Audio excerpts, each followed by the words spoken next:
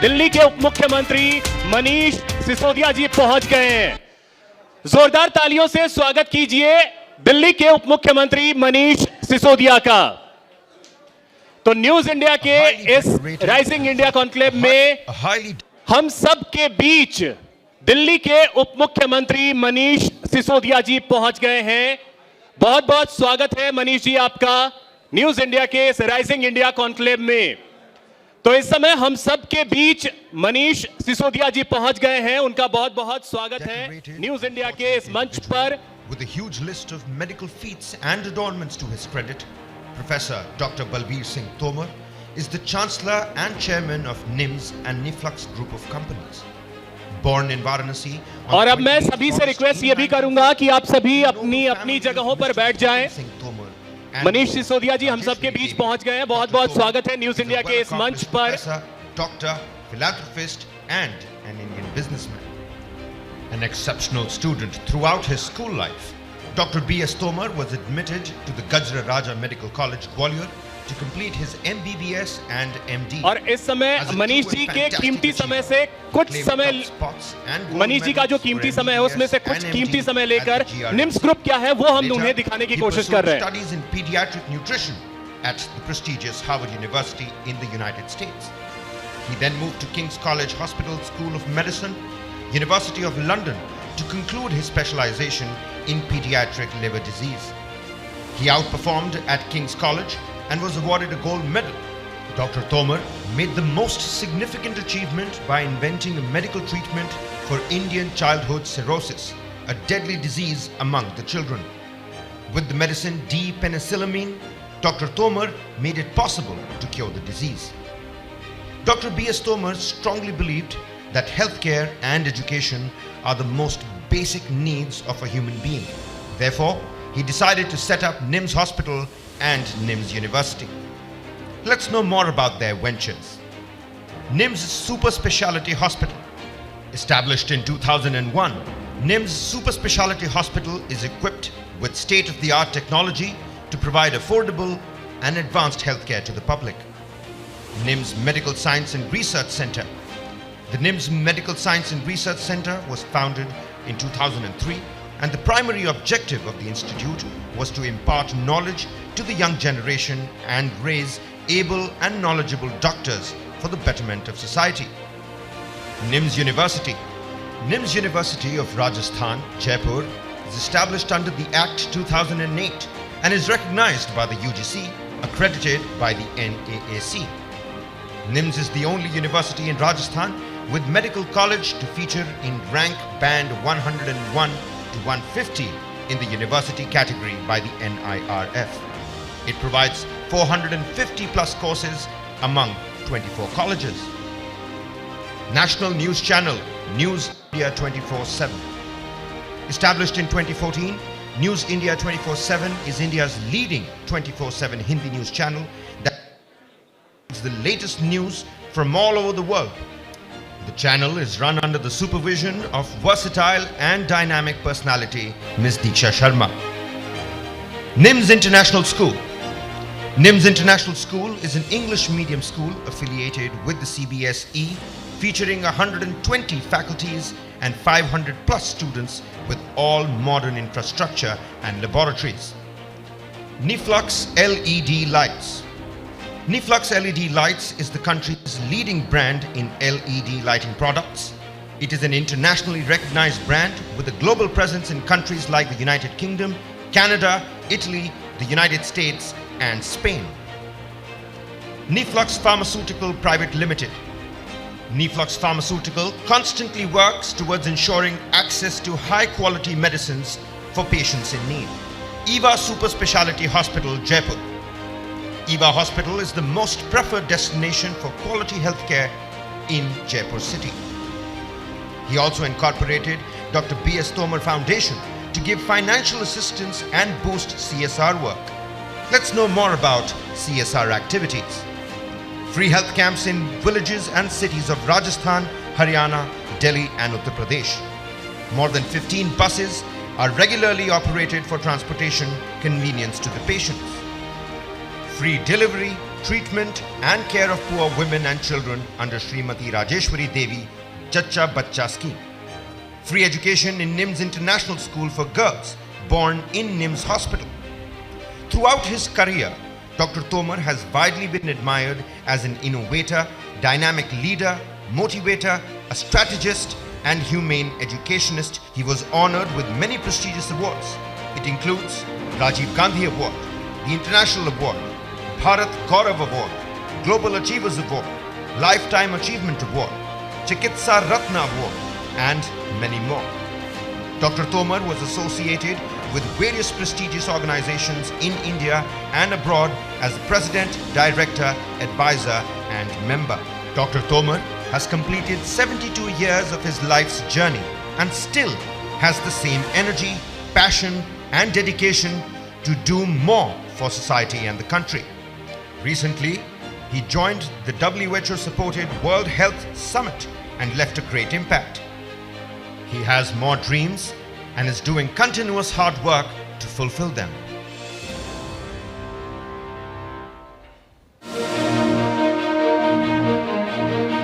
तो मनीष जी, आपने देखा निम्स ग्रुप और इसे किस तरीके से आगे बढ़ाया है अपने कंधों पर जिम्मेदारी लेकर के चेयरमैन सर ने।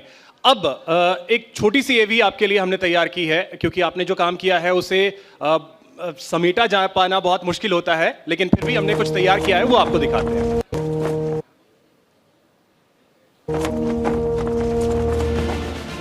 दिल्ली के डिप्टी सीएम मनीष सिसोदिया आम आदमी पार्टी के एक मजबूत स्तंभ हैं। आपके पास कई अहम विभाग हैं: एजुकेशन, हायर एजुकेशन, पीडब्ल्यूडी, शहरी विकास, भूमि एवं भवन के साथ ही रेवेन्यू विभाग का जिम्मा है। मनीष सिसोदिया शुरुआती दौर में जर्नलिस्ट थे। सिसोदिया अन्ना हजारे की भ्रष्टाचार विरोधी आंदोलन के प्रमुख सदस्य थे, लेकिन जब अरविंद केजरीवाल ने आंदोलन छोड़ राजनीति में आने का फैसला किया तो मनीष ने उनका साथ दिया। दिल्ली के सरकारी स्कूल और शिक्षा में सुधार के लिए आपने कई बड़े कदम उठाए, जिसकी देश और दुनिया में चर्चा हो रही है। इतना ही नहीं, सिसोदिया एक मुखर वक्ता हैं, साफ गोई से अपनी बातों को रखते हैं। सादगी और हंसमुख राजनेता के तौर पर इन्होंने अपनी अलग पहचान बनाई है। न्यूज इंडिया के राइजिंग इंडिया कॉन्क्लेव में आपका स्वागत है। तो तालियां थोड़ी कम है, स्वागत करें मनीष सिसोदिया जी का। और सर, अब मैं आपसे रिक्वेस्ट करूंगा कि आप प्लीज स्टेज पे आए। साथ ही चेयरमैन सर को भी मैं इनवाइट करूंगा। एमडी मैम प्लीज आप भी स्टेज पर आए। पंकज सर आप भी स्टेज पर आए। और मनीष जी का वेलकम करने के लिए बुके और मोमेंटो लेकर प्लीज।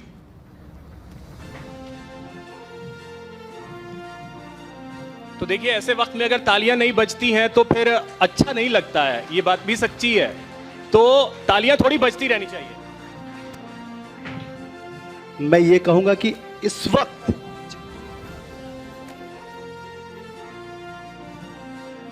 पूरे देश की नजर मनीष सिसोदिया पे हो और वो न्यूज इंडिया के कॉन्क्लेव में हो, तो तालियों की गड़गड़ाहट से पूरा हॉल गूंजना चाहिए, क्योंकि वो साफ तौर पे कहते हैं कि जो कमिटमेंट मैंने कर दी उसको मैं किसी भी तौर पे निभाता हूं, और इसीलिए वो कमिटेड है। और इसीलिए देखिए, कमिटमेंट जो किया था वो निभा रहे हैं। इसलिए मनीष सिसोदिया जी हम लोग के बीच हैं।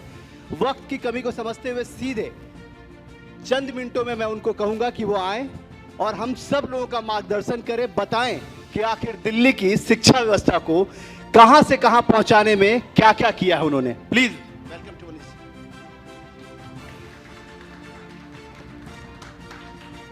यहाँ पर उपस्थित सभी विद्वानों को, सभी भाइयों बहनों को, सबको बहुत बहुत नमस्कार, गुड इवनिंग।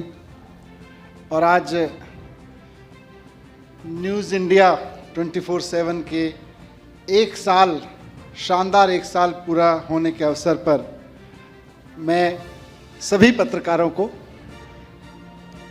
की सभी टीम को बहुत बहुत बधाई देता हूँ। मैनेजमेंट की पूरी टीम को बहुत बहुत बधाई देता हूँ, और विशेषकर पत्रकारिता की मैनेजमेंट की पूरी टीम के जो मुखिया यहाँ पर विजय त्रिवेदी जी बैठे हैं। हम जब पत्रकारिता की शुरुआत कर रहे थे तो हमारे युवा आदर्शों में से उस वक्त रहा करते थे, और साथ साथ डॉक्टर तोमर, जिनके कंधों पर रखकर ये पूरी इमारत खड़ी की गई है, जिनके विज़न के साथ ये इमारत खड़ी की गई है।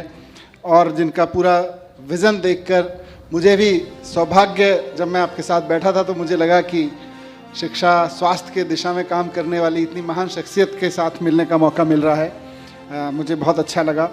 मैं 1 साल पूरे होने के अवसर पर पूरी टीम को बहुत बहुत शुभकामनाएं देता हूं।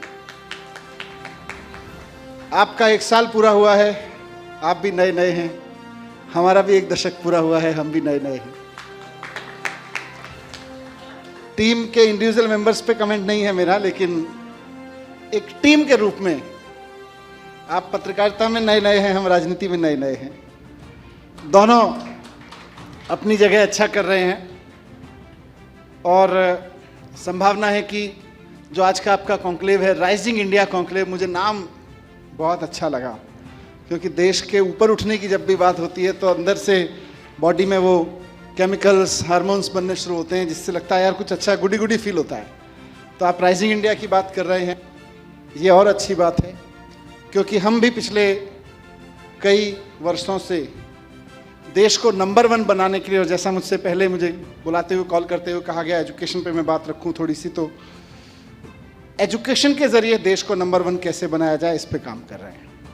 हमारी राजनीति हमारा लक्ष्य नहीं है, हमारा लक्ष्य है देश नंबर 1 कैसे बनेगा। राजनीति उसका माध्यम है, ये सारी सरकारें, ये सारे चुनाव उसका माध्यम है, तो उस दिशा में काम कर रहे हैं। अपने देश के बारे में एक बड़ी अच्छी चीज़ ये है कि यहाँ संसाधन खूब है। मैं कोई आत्मश्लाघा से भरा हुआ वक्तव्य नहीं देना चाहता हूँ, लेकिन आप खुद देख लीजिए, इतनी डाइवर्सिटी। कोई दुनिया का कोई देश ठंडा है तो इतना ठंडा है कि वहाँ एक लंबे वर्ष तक घर से बाहर निकलना मुश्किल होता है। गर्म है तो इतना गर्म है कि बस पूछिए मत। हम लोग मज़े में हैं, थोड़े साल एक्सट्रीम पे जाते हैं 40-45 डिग्री तक, और साल के कुछ हिस्से में 4 डिग्री तक जाते हैं कुछ दिनों के लिए। उसके अलावा बड़े ऐश है हमारी टेम्परेचर के रूप में, और उसी की वजह से हमारी धरती इतनी रत्नगर्भा है कि यहाँ इतने सारे मिनरल्स हैं, इतने सारे संसाधन हैं, इतनी मिट्टी में छिपा हुआ हमारा हमारा संसाधन है। तो भारत में संसाधनों की कमी नहीं है, लोगों की कमी नहीं है। पॉपुलेशन में तो हम हैं ही बहुत, लेकिन टैलेंट में भी कम नहीं है। आज आप दुनिया की टॉप 20, टॉप 100 कंपनीज के नाम उठा के देखिए, आप उनके टॉप नंबर 1 या नंबर 2 इंडिया वालों को पाएंगे, और उनमें भी मैक्सिमम की अच्छी बात यह है कि वो भारत से पढ़ के गए हुए हैं। ऐसा नहीं है कि सबने जाके बाहर पढ़ाई की और उसके बाद वो वहाँ बने। तो भारत में लोगों की कमी नहीं है, टैलेंटेड लोगों की कमी नहीं है, संसाधनों की कमी नहीं है। एक कमी मुझको दिखती है, और उस कमी को पूरा करने के लिए थोड़ा सा प्रयास अपनी राजनीति के माध्यम से हम लोग करने की कोशिश कर रहे हैं कि शिक्षा पे काम नहीं हुआ। और मैं जब कह रहा हूँ कि शिक्षा पे काम नहीं हुआ, तो ऐसा अहंकार ना देखा जाए कि अच्छा नए नए आए हो, बड़ी बड़ी बातें कर रहे हो, तुम ही लोग शिक्षा पे बात कर रहे हो। साहब, हम तो नए नए हैं। IIT हमने नहीं खुलवाए थे, IIM हमने नहीं खुलवाए थे। इतने सारे इंस्टीट्यूट्स हैं देश में, मतलब देश के कोने कोने में इतने शानदार कॉलेजेस हैं, अच्छे अच्छे स्कूल हैं, वो हमने नहीं खुलवाए थे। वो हमसे पहले के नेता, एडमिनिस्ट्रेटर खुलवा के गए हैं। लेकिन एक चूक हो गई वहाँ, हमने बेस्ट ऑफ द बेस्ट तो दिया, पर अपने वर्स्ट को हमने वर्स्ट ऑफ द वर्स्ट के लिए छोड़ दिया। हमने अपर लाइन तो स्काई इज द लिमिट खोल दी, लेकिन बॉटम लाइन तय नहीं की।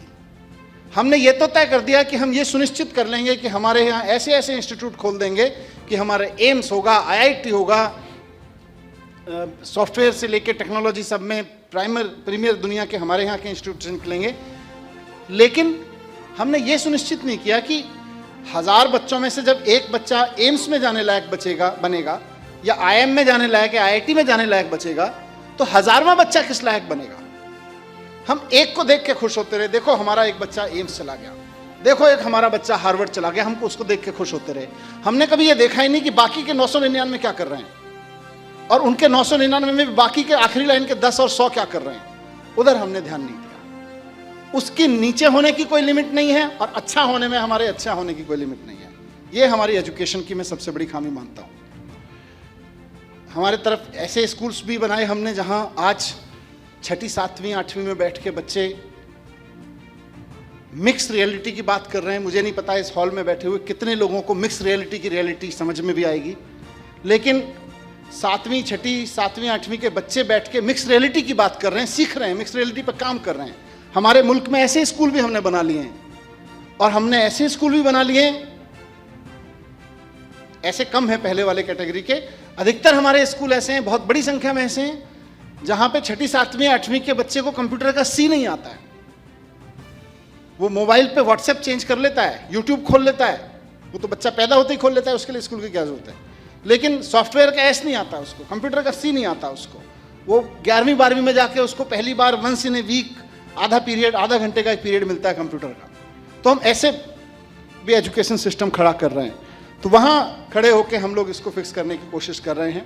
हमारी कोशिश है कि जैसे IIM में बच्चे गए या जैसे IITs और उन सब के और बच्चे निकलें, लेकिन साथ साथ हमारी कोशिश टॉप 1 बच्चे को कहाँ ले जा सकते हैं, स्काई इज द लिमिट तो है ही, लेकिन 1000वें बच्चे को कितना ऊपर उठा लें ताकि देश का कॉमन मिनिमम जो बार है वो रेज होता रहे। कॉमन मिनिमम बार पे हम एजुकेशन के काम करने की कोशिश कर रहे हैं। मैं समझता हूं कि उसके लिए गवर्नमेंट स्कूल एकमात्र रास्ता है। हमने प्राइवेट स्कूल बनवाए, हमने मतलब हमारे देश के लोगों ने, देश के सिस्टम ने प्राइवेट स्कूल्स बने, अच्छे अच्छे प्राइवेट स्कूल्स बने, उन्होंने सेलेक्टेड लोगों को अच्छी एजुकेशन दी। तंवर साहब ने, अभी मैंने देखा कि आपके हॉस्पिटल में गरीब हो अमीर हो परिवार की लड़की अगर पैदा हो रही है तो आप उसको बढ़िया पढ़ा रहे हो। ये सबसे शानदार काम है, हर एक के लिए कर रहे हैं। यहाँ अच्छी चीज़ जो आप कर रहे हैं, अगर आप टैलेंट का आप फिल्टर लगा दें उस पर तो अधूरापन है उसमें। आप कहें कि हमारे यहाँ से पैदा होने वाली है इस तरह की सबसे टैलेंटेड परिवार की लड़की को हम उठा के ले जाएंगे, अपने यहाँ पढ़ाएंगे, फ्री एजुकेशन देंगे, वो अधूरा, अच्छा काम है लेकिन अधूरा लगेगा। लेकिन आपने जब ये गारंटी दी कि हमारे यहाँ जो भी लड़की पैदा होगी, वो रिक्शे वाले की हो, मेड की हो, गरीब की हो, अमीर की हो, हम हर एक लड़की को अपने हॉस्पिटल में पैदा होने वाले अपने स्कूल में फ्री एजुकेशन देंगे। That is the idea, that is the totality के डेवलपमेंट का वो आइडिया है। देश में पैदा होने वाले हर बच्चे को शानदार एजुकेशन मिल सके, इसकी गारंटी एक देश के रूप में हमको लेनी पड़ेगी। अनफॉर्चुनेटली हम ले नहीं रहे हैं, ये हमने गलती की है। हमारे कानून भी हमने उसी दिशा में बनाए थे। मैं तो कई बार विजय जी कानूनों को देखता हूँ, हमारे राइट टू एजुकेशन जो अभी 2011 में बना, इसके पहले की सारे कानून हमारे एजुकेशन की जिम्मेदारी माँ बाप पे डालते हैं। मैंने कानूनों का अध्ययन किया थोड़ा सा और देखा कि हमारे कानूनों में लिखा गया कि बच्चा पैदा होगा, माँ बाप ये जिम्मेदारी उठाएंगे कि बच्चे को पढ़ाएंगे। अब स्कूल बना के नहीं दोगे बाजू में, पैसा उसके पास है नहीं, पढ़ाएगा कहाँ से? और यहाँ तक पुराने कानूनों में हमारे लिखा हुआ है, जो माँ बाप अपने बच्चों को स्कूल नहीं भेजेंगे उनके ऊपर किसी समय लिखा गया था, किसी राज्य के कानून में, उसके ऊपर 11 रुपए का जुर्माना लगेगा। मैं हंसा उस कानून को देख के, स्कूल तो बना दो पहले यार उसके आजू बाजू में, उसके बाद उसके जेब से 11 रुपए काटना। स्कूल तो दिया नहीं, कानून में लिख के दुनिया भर में दिखा रहे हैं, देखो हमने अच्छे कानून बना लिए। उससे नहीं होता है। अच्छे स्कूल, हर बच्चे के लिए अच्छे स्कूल बनाना, उस दिशा में हम लोग कुछ कोशिश कर रहे हैं। आज मैं बड़े गर्व के साथ कह सकता हूँ, क्योंकि 2015 में हमने शुरू किया, सबसे पहले इंफ्रास्ट्रक्चर पे काम करना शुरू किया। आज दिल्ली के गवर्नमेंट स्कूलों का इंफ्रास्ट्रक्चर, मैं ये नहीं कहता सब 5 स्टार हो गए हैं, बट प्राइवेट स्कूलों के काफ़ी हद तक एट पार है और वर्क इन प्रोग्रेस है। फिर हमने टीचर ट्रेनिंग पे काम करना शुरू किया। हमारे टीचर्स के बारे में कहा जाता था गवर्नमेंट स्कूल का टीचर मतलब पढ़ाने में इंटरेस्ट नहीं है, लेकिन आज वही टीचर बड़े प्राउड के साथ कहते हैं कि we are government school teachers. आज हमारे गवर्नमेंट स्कूलों के उन्हीं टीचर्स के पढ़ाए हुए बच्चे आज IITs में जा रहे हैं, IIMs में जा रहे हैं, एम्स में जा रहे हैं। इसी साल 2022 का एग्ज़ाम देने के पास करने वाले बच्चों से मैं और मुख्यमंत्री जी अभी मिले थे थोड़े दिन पहले, जिन्होंने नीट और JEE के एग्ज़ाम क्लियर किए हैं। बहुत खुशी होती है देख के कि एक लड़का जिसके पापा स्लीपर बनाने वाली कंपनी में मजदूर का काम करते हैं, वो सरकारी स्कूल से बिना कोचिंग के पढ़ के आज IIT में जाके बैठा है 500वीं रैंक लेके, 569वीं रैंक लेके IIT में जाके पढ़ाई कर रहा है। सिक्योरिटी गार्ड का बेटा, सिक्योरिटी गार्ड की बेटी एम्स में जाके पढ़ाई कर रही है, 400वीं रैंक उसकी नीट के एग्जाम में आई है। ये सब सरकारी स्कूलों के बच्चे हैं। ऐसे 1300 बच्चे इस बार निकले हमारे पास कि जिन्होंने अच्छी रैंक लेके निकाले। और ये सब ऐसे प्रोफाइल के बच्चे हैं जिनके बारे में हम सोच नहीं सकते। सब्जी बेचने वाले का बच्चा, मेड का बच्चा, क्योंकि हम उसकी चिंता नहीं करते थे।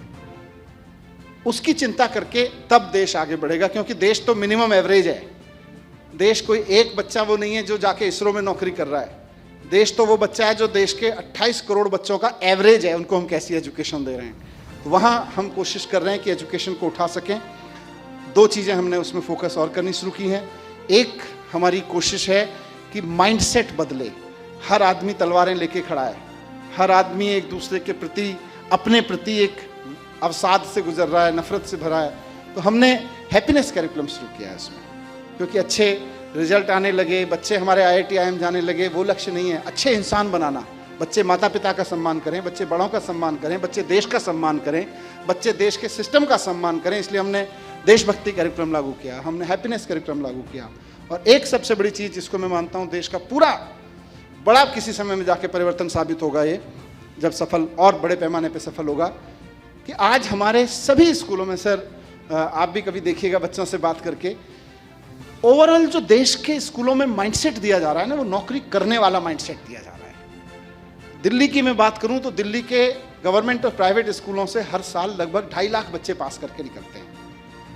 एक आध बच्चे को मैं बात के रूप में छोड़ दूं, 99% बच्चे, इन 2.5 लाख बच्चों में से जो हर साल 12वीं क्लास पास करके जाते हैं, 99% बच्चे ये माइंडसेट लेके जाते हैं कि जिंदगी में एक अच्छी सी नौकरी करनी है।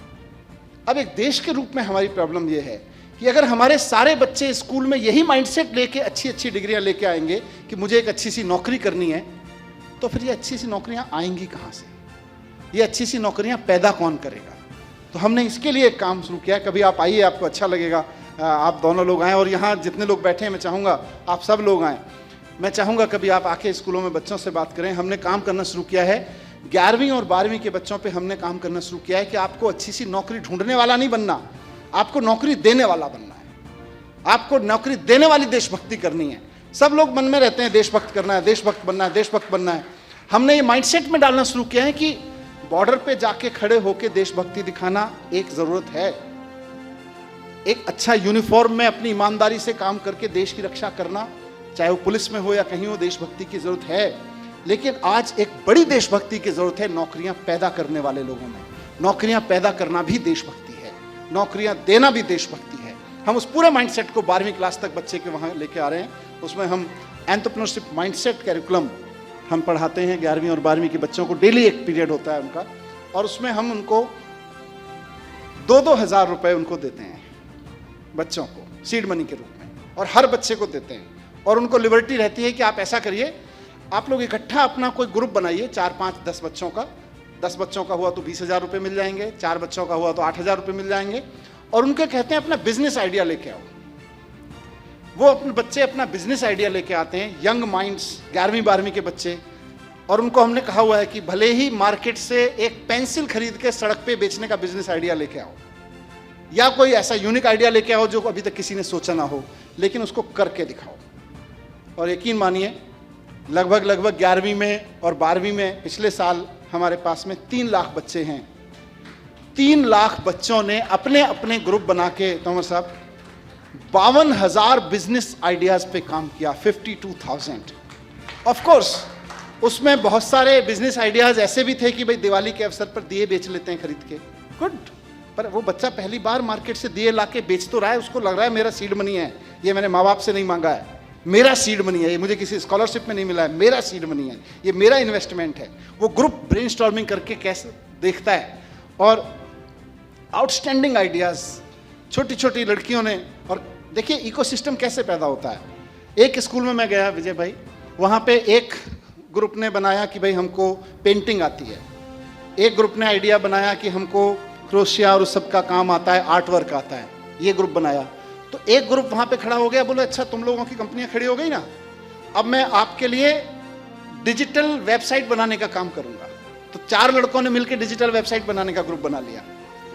किसी ने उनके लिए एडवर्टीजमेंट की कंपनी बना ली, अपने स्कूल की कंपनियों के लिए, और बहुत शानदार तरीके से चल रहे हैं। और 20 मतलब इन करीब 52,000 बिजनेस ग्रुप्स में से करीब 2 से 3,000 बिजनेस ग्रुप्स ऐसे हैं जिनमें हमने 10,000 से रुपये लेके 20,000 रुपये तक का दिया सीड मनी के रूप में, और उन बच्चों ने 2 लाख रुपए से लेके 8 लाख रुपए तक की कमाई करके दिखाई है।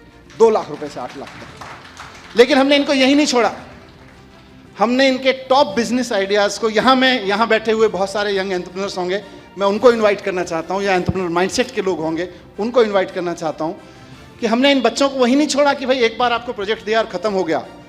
हमने वहाँ पे उनको कहा कि आपके टॉप बिजनेस आइडियाज़ को हम एग्जिबिट करेंगे। तो हमने दिल्ली के एक स्टेडियम में अपने 126 शानदार यूनिक सक्सेसफुल आइडियाज़ को एग्जिबिट किया और देश के यंग एंटरप्रेन्योर्स को, एंजल इन्वेस्टर्स को उनमें इन्वेस्टमेंट के लिए बुलाया।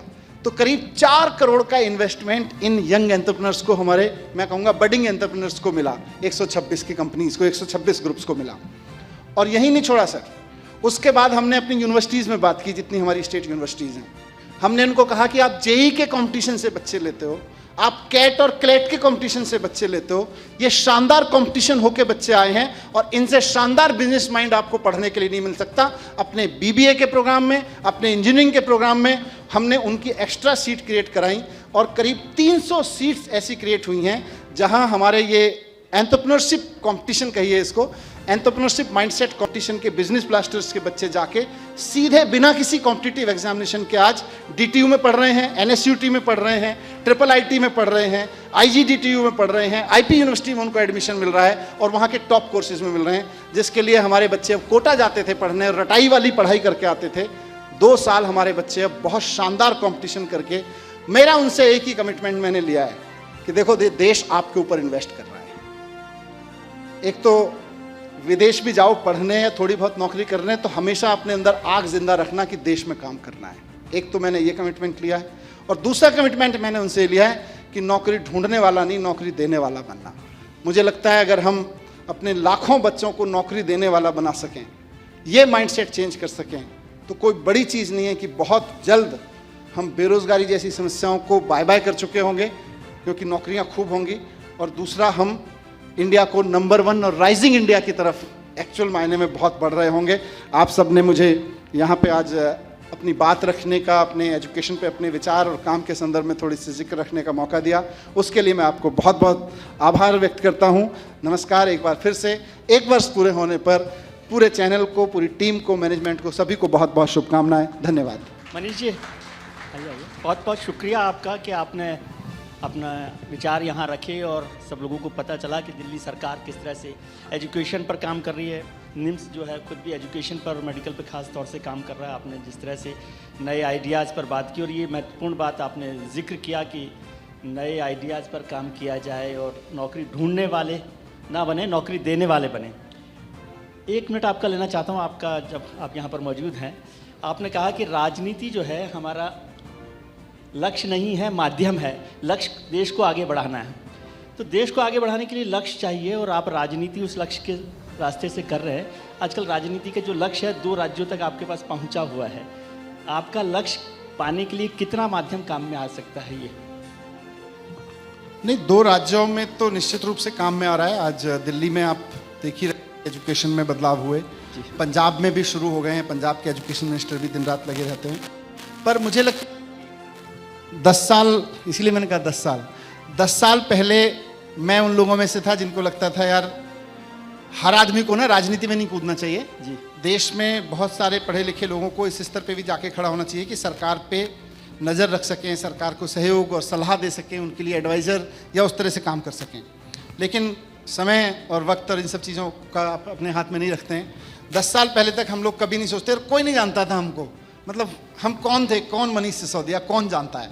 लेकिन 10 साल के अंदर अंदर वक्त हमें राजनीति में खींच के लाया। फिर हमें लगा कि जब यहाँ बैठे हैं तो इन पे अब कुछ करके तो दिखाना है, खाली बैठ के नहीं जाएंगे। तो अच्छा, आप राजनीति में कर रहे हैं। मैं कह रहा हूँ जो आने वाले 2 राज्य हैं वो आपके लक्ष्य में कुछ मदद कर पाएंगे? गुजरात और बिल्कुल, हर एक राज्य, वहाँ की जनता जितना अंदर से मन बना रही है कि अब हमें भी बदलाव चाहिए। और हिमाचल तो अब चुनाव हो गया, वहाँ क्या होता है क्या नहीं होता, लेकिन गुजरात में मुझे बहुत बदला हुआ माहौल दिख रहा है जी। और गुजरात में भी जैसे मैंने कहा हर दौर में अच्छे काम हुए हैं, गुजरात में भी अलग अलग दौर में अच्छे काम हुए हैं, लेकिन वही बुनियादी काम, कुछ स्कूल चमका दिए और बाकी सारे बच्चों के लिए वही कबाड़ा स्कूल बना के रखे। गुजरात में भी वही गलती हुई है और उसी को ठीक करने के लिए हम गुजरात से अपील कर रहे हैं कि हमें वोट दें। चलिए, बहुत शुभकामनाएं। एक चीज़ है कि पर्सनल है थोड़ा सा इशू, कि लोग कहते हैं कि सोने को कसौटी पे परखा जाता है आजकल मनीष सिसोदिया को परखे जाने की परंपरा चल रही है, कसौटी पर चल रही है, ये कैसी परख चल रही है? देखिए, मेरे फादर बहुत स्पिरिचुअल और पूजा पाठ और सब करते थे। वो कई बार ऐसे वाक्य बोलते थे जो भी जहन में रह जाते हैं, तो उनका एक कभी बोला हुआ वाक्य हमेशा मेरे लिए काम करता है। उन्होंने मुझे एक कहा था कभी कि पवित्र विचार मनोबल है। मेरा मनोबल मेरे विचार हैं। मेरे विचारों में गंदगी नहीं है, मेरे विचारों में करप्शन नहीं है, मेरे विचारों में कुछ गलत काम नहीं है। फिर दुनिया में कीचड़ उछालने का काम चलता रहेगा, कोई कीचड़ उछालेगा, वो गिरेगा, नीचे चला जाएगा। मैं अंदर से कितना साफ हूँ ये मेरा मनोबल जानता है, और ये इसी के आधार पे मेरा मनोबल तय होता है। मेरा मनोबल मुझे पूरा मजबूत दिखाई दे रहा है क्योंकि मैं अंदर से साफ हूँ, मेरे मन में कोई गिला शिकवा नहीं है। राजनीति है, सब चलता रहेगा। ठीक है, बहुत धन्यवाद, Thank you बहुत very शुक्रिया। much. बहुत थैंक शुक्रिया you Manish very ji, much. Manish Sisodia ji को बहुत शुभकामनाएं सर आपको। बहुत शुक्रिया मनीष जी हमारे साथ जुड़े। विजय सर, मैं आपको यहीं रोकना चाहूंगा क्योंकि आम आदमी पार्टी के एक और खास नेता हमारे साथ जुड़ रहे हैं और उस सेशन को मैं चाहूंगा कि आप हमारे साथ आगे बढ़ाएंगे। तो कुछ ही सेकंड्स में वो हमारे साथ जुड़ने वाले हैं और इस समय दिल्ली के उप मुख्यमंत्री मनीष सिसोदिया को आप सुन रहे थे। शिक्षा पर जिस तरीके से उन्होंने बात की है वो अपने आप में बेहद अहम है, क्योंकि शिक्षा जो है हर किसी तक पहुंच सके ये कोशिश है दिल्ली सरकार की, ये उन्होंने स्पष्ट किया है। और जोरदार तालियां भी थोड़ी होनी चाहिए मनीष सिसोदिया के लिए, क्योंकि उन्होंने जो अपनी बातें रखी हैं वो अपने आप में बेहद अहम है।